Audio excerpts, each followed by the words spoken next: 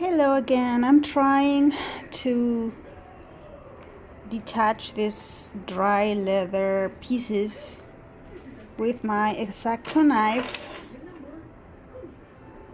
and it's not as easy as I thought it would be. It's really hard to get these threads off. You see? How do I get this off? Scissors maybe?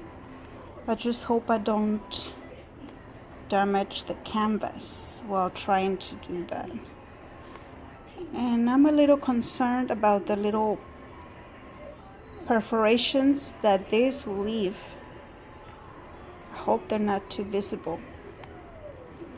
The leather attachments that I order from Etsy are not too wide. I hope they're wide enough to cover these imperfections that this project of mine will leave. I will see how this goes and I'll keep you guys posted. But taking this off is not as easy as I thought.